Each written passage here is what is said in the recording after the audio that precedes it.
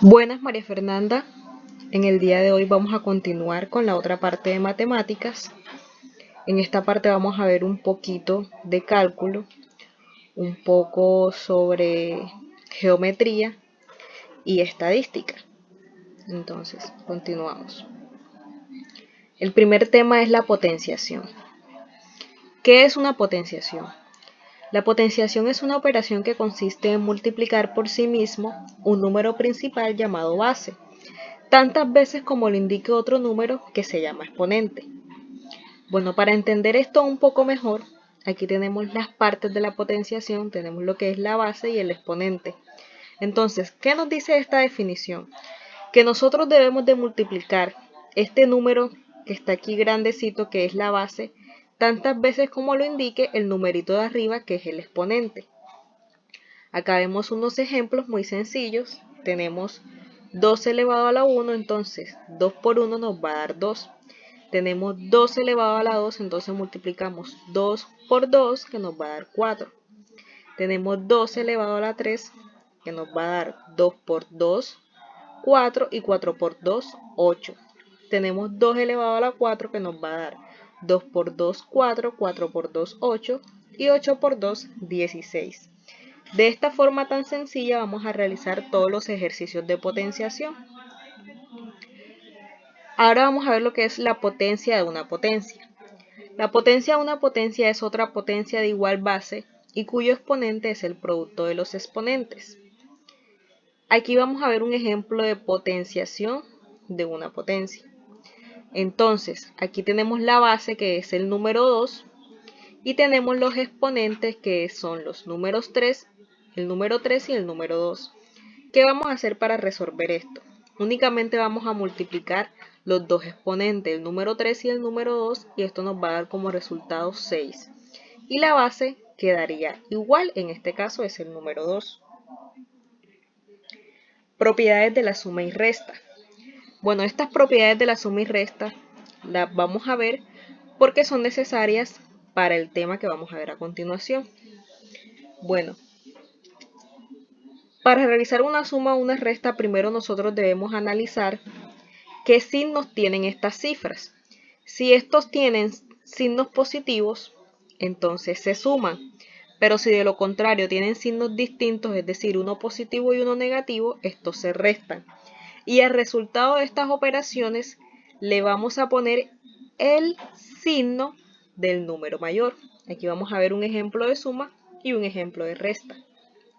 Aquí tenemos 3 más menos 8. Si podemos observar, el número 3 está positivo y el menos 8 está negativo, es decir que son signos distintos y debemos realizar una resta.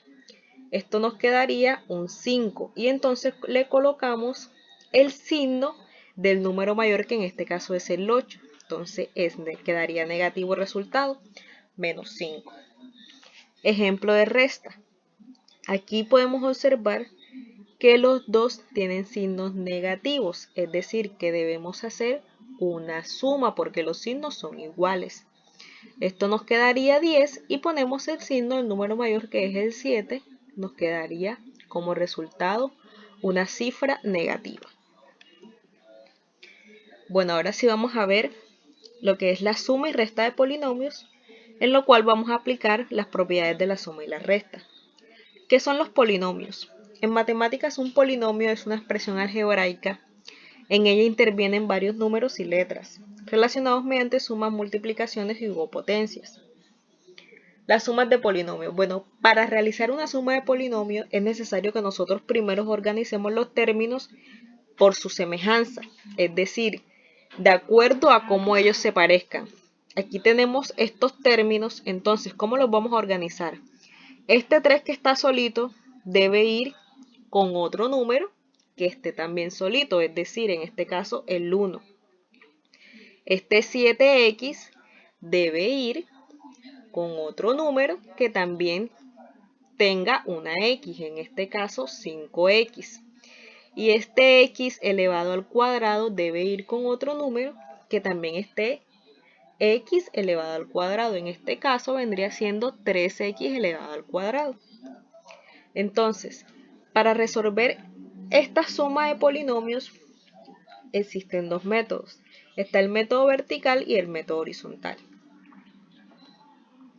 ¿Cómo lo vamos a hacer con el método vertical? Inicialmente vamos a empezar escribiendo el primer término, que vendría siendo este, 3x a la 2 menos 5x más 1. Lo vamos a escribir en esta partecita que está aquí. Y abajo escribimos entonces el segundo término, x a la 2 menos 7x menos 3. Aquí podemos observarlo y realizamos la respectiva operación. Entonces, aquí podemos observar que hay números diferentes, entonces se resta y esto nos da como resultado menos 2.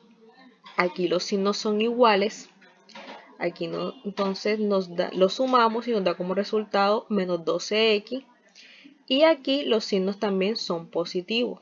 Aquí no lo vemos, pero aquí va un 1 antes de la x. Entonces esto lo sumamos y nos da 4x a la 2. En el método horizontal es lo mismo. Simplemente vamos a coger entonces menos 3 con más 1 y nos va a dar el mismo resultado. Y así vamos haciendo la operación con cada uno de los términos.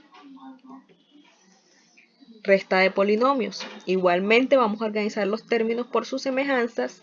Y aquí en la resta de polinomios, cuando nosotros vayamos a escribir el segundo término, que es este, van a cambiar todos los signos de este término. Es decir, si este está negativo va a pasar a ser positivo, si este está positivo va a pasar a ser negativo, este está negativo va a pasar a ser positivo y este está positivo va a pasar a ser negativo.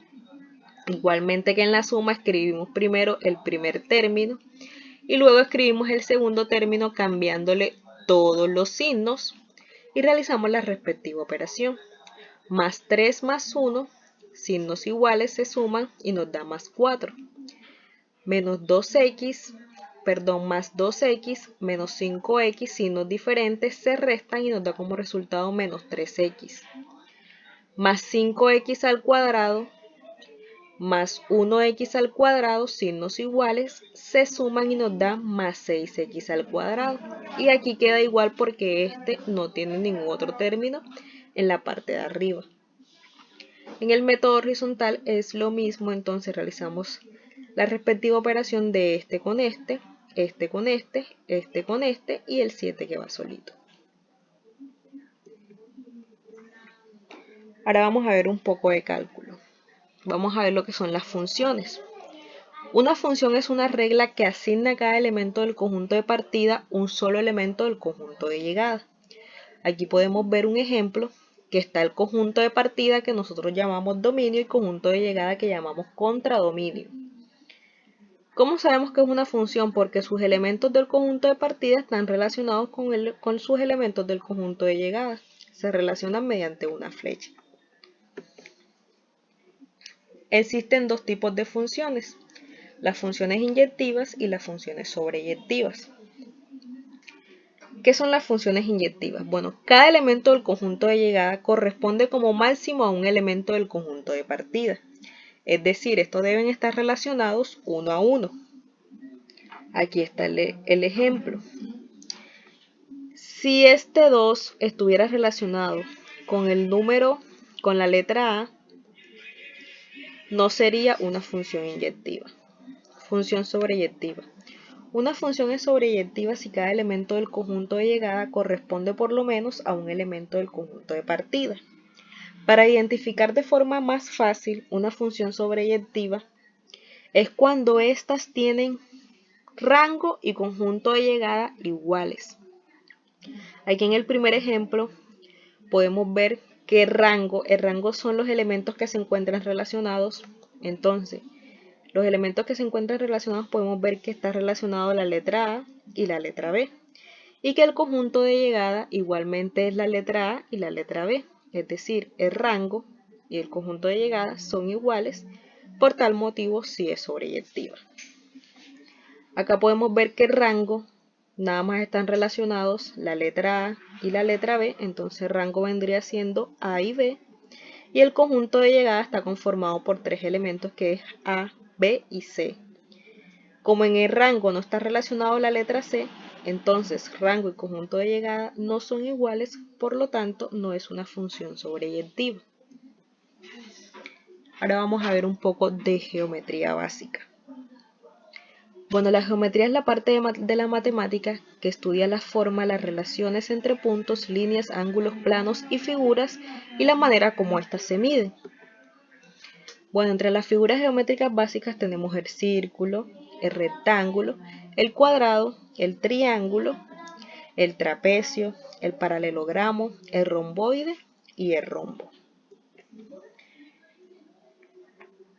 También tenemos los polígonos.